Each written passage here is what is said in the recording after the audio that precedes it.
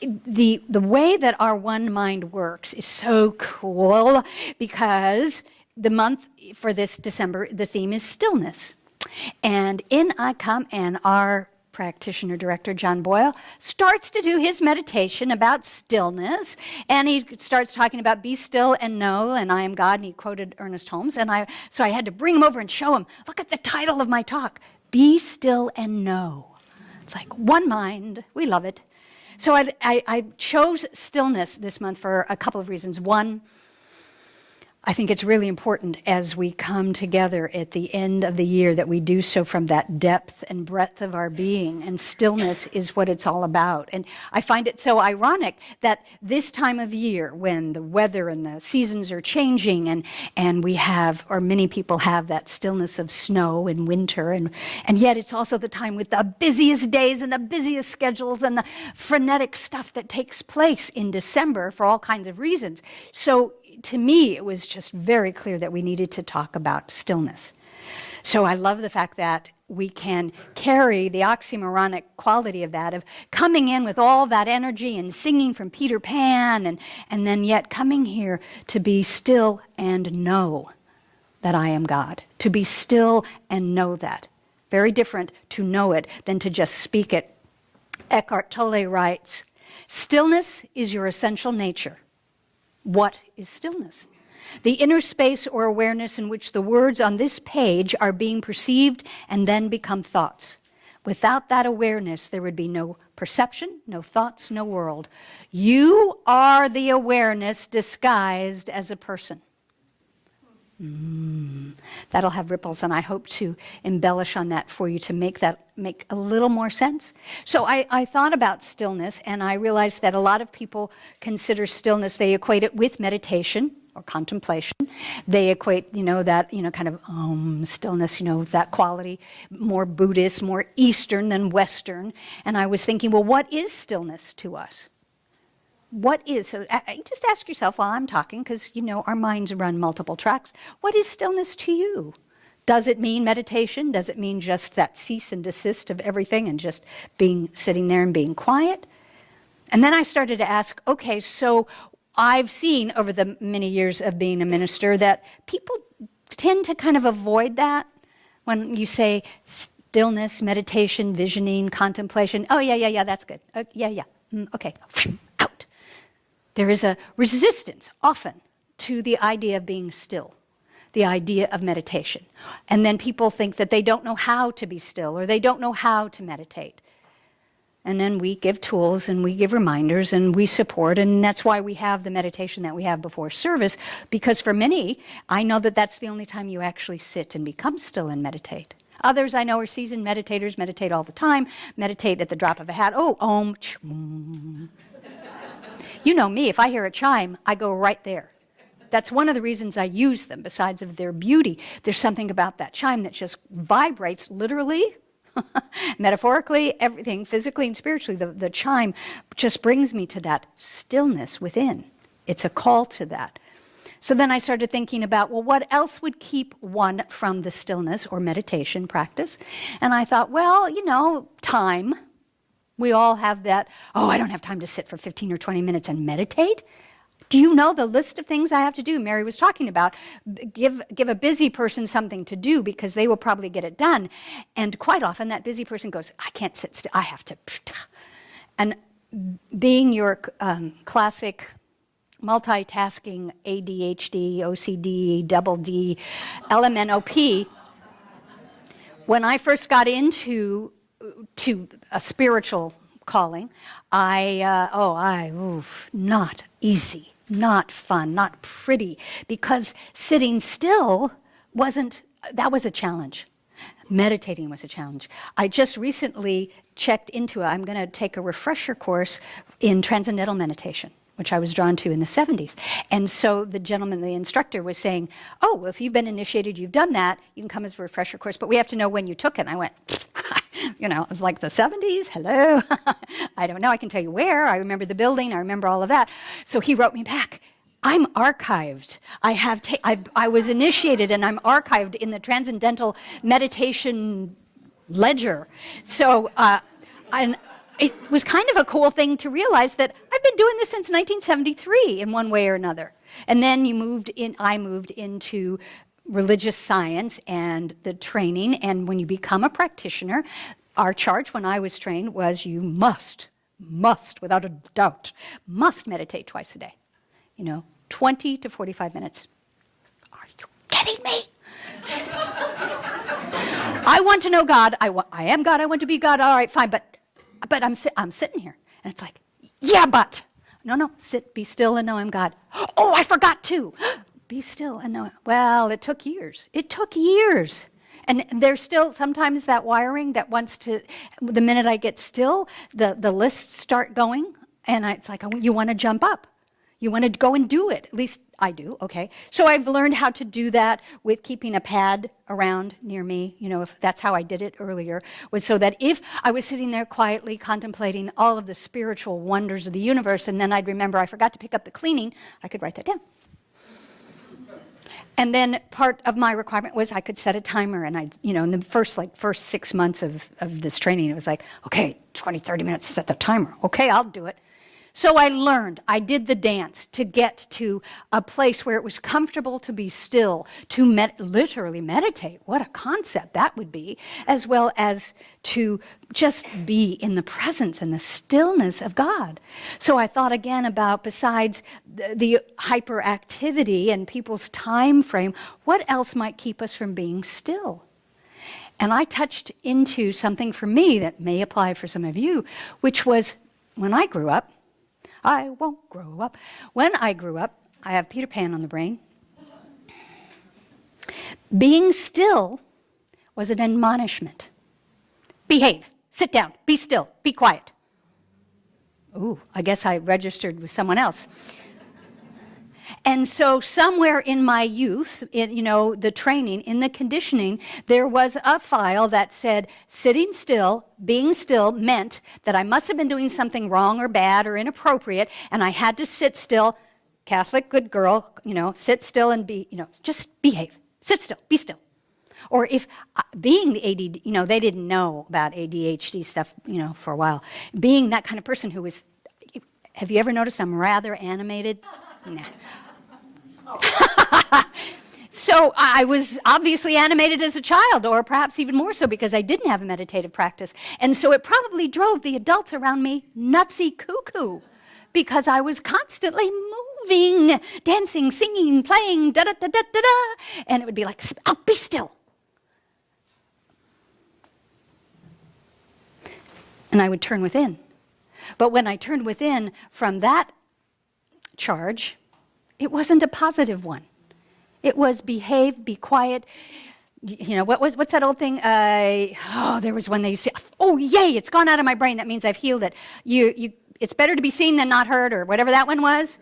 I must have healed that because I couldn't remember it right away. Yes. Well, I thought, okay, whatever I am doing must be wrong, bad, or inappropriate. If the people that I love or the people that I respect tell me basically to shut up and sit down.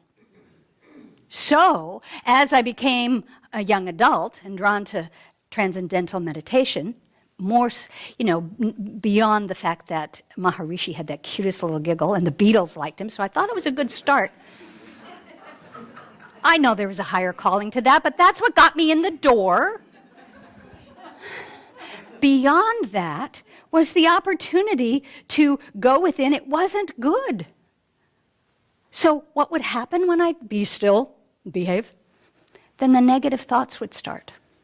My negative thoughts about what did I do wrong, where, who did I hurt someone? Oh, that's not appropriate. And so I began negative patterns, which on some level probably attached itself to, if you are authentic and have your own time, your great party, and you do what you do, and someone tells you, be still, behave, sit down. Oh, I guess I'm not okay. So then you spend a bunch of adult years changing that, correcting that. And gratefully, and interestingly enough for today's topic, how did I change that? From being still. From being willing to meditate, to contemplate, to do that, to being still. And then that made me realize that the third reason probably many of us don't gravitate to being still is because when we actually do get still, we actually meditate or connect with that, we begin to hear the still small voice within. We begin to hear our higher self. And sometimes, particularly in the beginning, the higher self will start to replay, like Muzak, the tracks that we had as a youth or whenever it happened, which are all those negative things. And so we sit down and we've got someone, like me saying, oh, sit down, meditate, know the presence of God. And you go, okay, I'll try it. You sit down and meditate and suddenly you get still and quiet and all the gunk comes up. All the patterns, all the conditioning, all the negativity starts to come up and you go, oh, no, then I'm not going to sit here and be still. Why would I want to experience that? And I say to you that you want to experience that so you can release it, so that you can be still and know the presence of God, the idea of consciousness, which is what we teach. It's what the Buddhist teaching's about. It's what Deepak and Eckhart and Wayne Dyer and all of the people who are our current spokespeople are talking about. All of this ancient tradition. Lao Tzu says, to the mind that is still, the whole universe surrenders. Wow. But in the beginning, we hear that quote and then we go, okay, I'm willing to do it. And then we do it. And when the stuff comes up or we start to hear our own voice that says, all right, if you are really wanting this dream, this desire and goal, you have to make these changes. And we go, maybe not. And when we get still, it may tell you that. It may also tell you, if you get through those beginning stages, it may also tell you what an extraordinary creature you are. How wonderful it is to be the authentic you that no one else could be, that you are God's snowflake in this winter season because no one else is like you. And yes, we are one. I know we teach that, but I want you to understand that you are an individualization of the expression of God. And doesn't that make us sparkle the way it sparkles on our wall? Thank you, Catherine. Where are you? I can't see her. Hello, Catherine. Catherine embellished. I don't know if anyone noticed, but it sparkles. Because see, to me, that's kind of evokes everything. Those who are not as familiar with our teaching, Science of Mind, this is basically our V, our teaching symbol.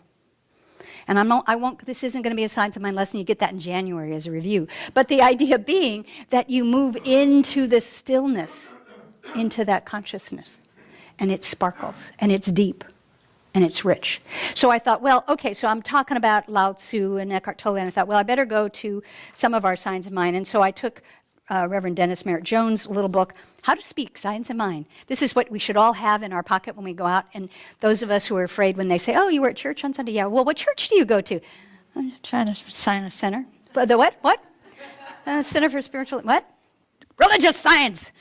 And people get a little nervous when you say that because they think we're a cult or they think we're Scientology or they mix us up with who knows what. So I thought I would refer to this because he synthesizes what Dr. Holmes says about consciousness, because this is what we're talking about, stillness, consciousness. What and where is consciousness? Our consciousness is our mental awareness. It is both the conscious and subconscious mind and all that they contain. In essence, our consciousness is the sum total of everything we have ever believed and accepted to be the truth about ourselves from the moment we were born until this moment in time.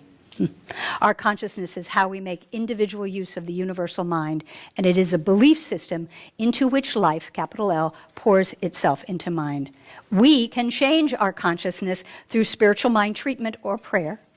The ultimate consciousness we want to develop would be to embrace an awareness that God is all there is. So if we're talking about trying to change our consciousness, and I'm asking you to be still and sit in quiet, so what does he say about meditation? The practice of meditation has been taught by masters from every spiritual tradition for millennia because it is a foundational element in experiencing our oneness with God. That's pretty standard, we agree. Meditation is simply quieting the conscious mind to facilitate a fuller experience of God's presence.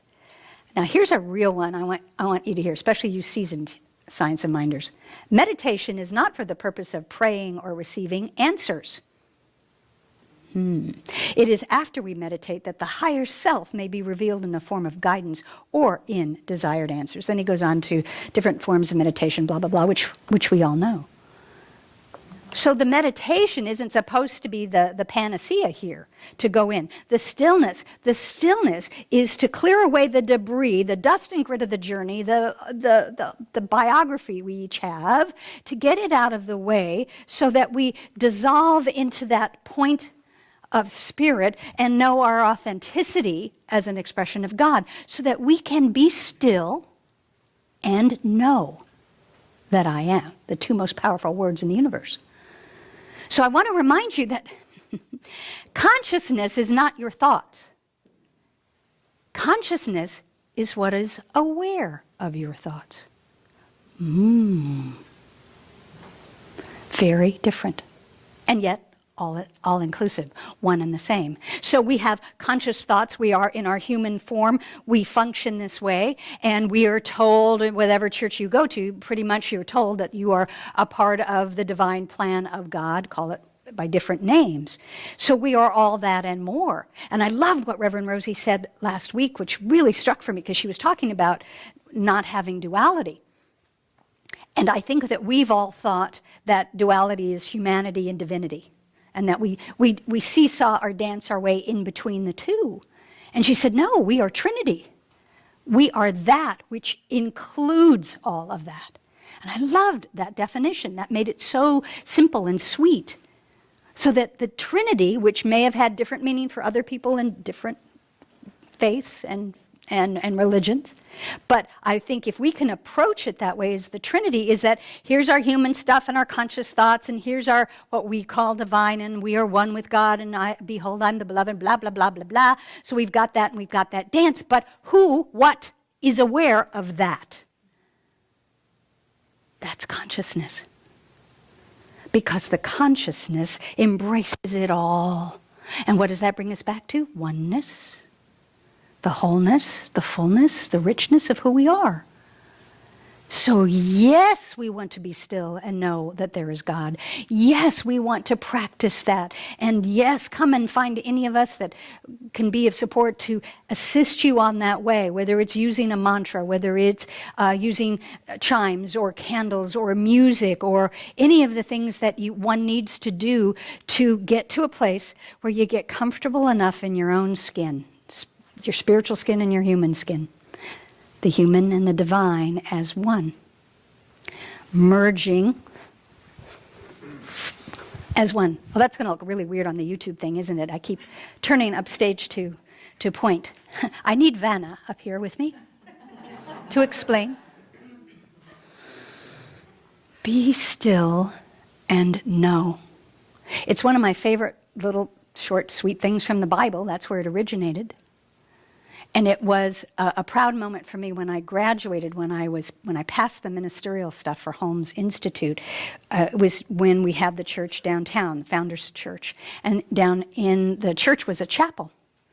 And so the interns and the students who were waiting to, go upstairs and be paneled and all of that sat there, and we were prayed in, and we sat in the stillness. And then when you came out, and I have a picture in my office, and who wants to see it, it's on the wall.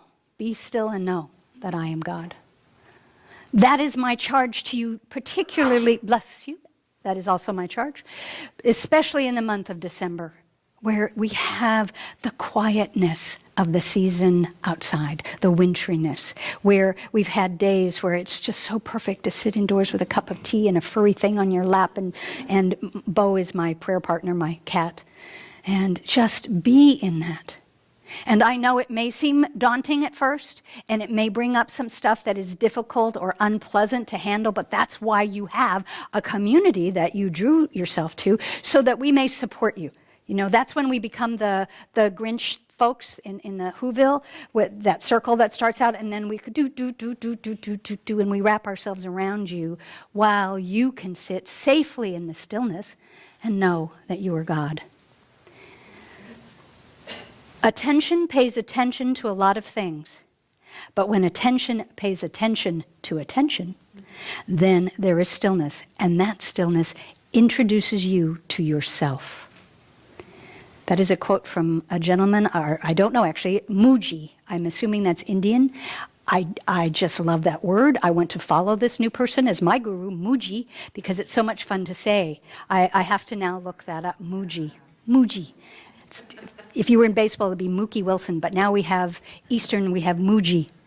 Attention pays attention to a lot of things, but when attention pays attention to attention, there is stillness, and that stillness introduces you to yourself. That's what this is about today. And you've heard it in different forms. It began with John's meditation. It went on with the beautiful music. You got in touch with that, maybe not from a still point, but from a stillness when Nancy talked about what spiritual expression and service, which to me is one of the highest forms of spirituality, the Shalom Clinic offers. So I am inviting you, charging you, nudging you, prodding you, and humbly letting all of that go to find a way to come to the stillness within your being, bringing your attention on attention so that you can know the consciousness of Trinity, which is your humanity, because you so loved this world you had to come into form so you could know it more and bigger and better and fuller. And then the divinity that we talk about, because you are the beloved in whom God is well pleased, and you are that consciousness that knows both and all as one. That's what it's about. That's what we're going to do this month, in addition to singing, dancing, partying, presents, and celebrating. So let's pray.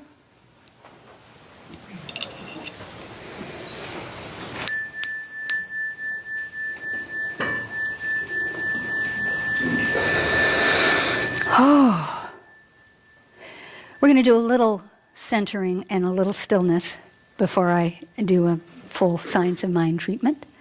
So, taking everything that you've heard and felt from this morning, allow yourself some stillness. The most common way to get there, to let the busy mind chatter dissolve, is to simply focus on your breath.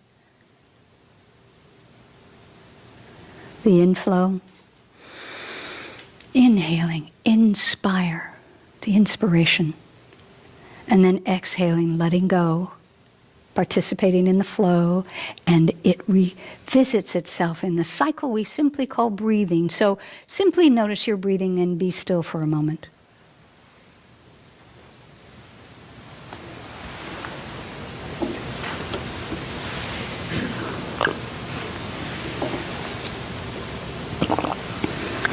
For some, as you began that process, the mind already jumped to attention, like a good little soldier, to bring forth ideas, opinions, lists, etc.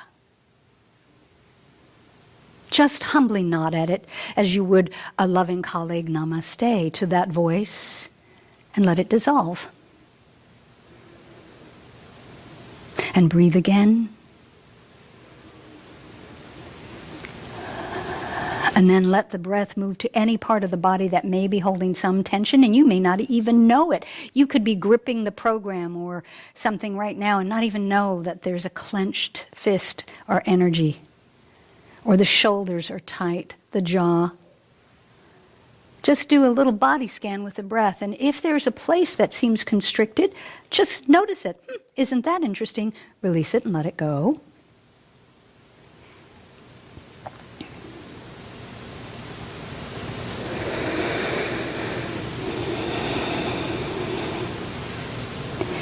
And then as you're doing that, I'm setting an intention for all of us that this is a safe and sacred space and time by which we may be still together and know God.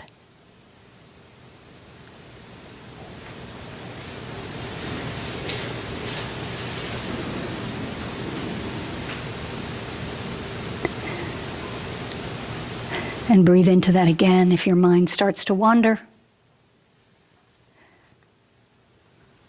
And then, if so moved, give yourself a little mental post-it note, a charge that there is a willingness, permission, and safety to be still in the quiet, in a spiritual practice, on your own, or here. And that you may find that stillness and that practice in many places, in many different ways. But the present that I hope that you give yourself this season is that presence that comes from attention on the attention to know more God. Be still and know that I am. So we stay with our eyes closed and we let that just absorb into our being as I speak a spiritual mind prayer. And our spiritual mind prayer is affirmative prayer. We do a 5-step process. It's not a supplication, asking God to do something, fix something, or it's not asking Santa to give me something. It is affirming and knowing from that one mind the truth, capital T, that already exists. And so I speak this prayer today in first person, so that you may say it along in your head, and also because we are one, so it is the first person, the I am that I am. And I am that amazing experience called life. The one mind, the one breath, the one intelligence, the one heart, the one love, the one joy. I am all that and more, including being one with all of nature, all of the beauty and the abundance that I see around me, those things that I have ascribed to a higher power, call it by any name, that is who I am. I am that. And knowing that, and from that place, now I can speak a prayer, an affirmation, to say that I know that my entire body temple is now vibrating with that infinite truth. Every cell, every organ, every action must indeed reverberate to that truth, even if an hour ago it felt dis-ease or discomfort. Right now it has invitation and permission to be healed, healthy, and whole. And as I do that, I know that I'm giving permission to the rest of my life to fall into that order, so that there is creative expression effortlessly, that there is divine right action as guidance and clarity, that there is the abundance of the universe, for all comes from the one source, all comes from the all, and I am one with that. So I know financial freedom and abundance wherever it needs to be. Creativity, joy, fellowship, loving kindness in relationships to the world around me and most certainly to the world within me. Loving kindness. And peace. Peace. So that there are not wars and conflicts manifesting on the world outside of me that I see, because from within me is the knowingness and the beingness of peace. And as I speak this prayer, I am knowing and affirming it for people around the globe, into the stratosphere. Somewhere, someone in a field or a forest, somewhere in an ashram, a temple, an auditorium, a Jehovah's Witness Kingdom Hall, any and all of those places where people gather to know more of God in their way, this prayer is the same. Be still and know that I am. Be still and know. Be still. Be. So I wrap all of this up, the entire service, the music, the words, the prayer, and I just take it and I present it as a gift back to the universe, to the one mind, to spirit, which happily is the gift that comes back to me as that one. So I'm grateful to participate in that wholeness, in the giving and the receiving, the fullness of and allness of God. And to show that gratitude, I confidently release this prayer. I lovingly let it be. And together we say, and so it is, and so I am, and so we are. Amen.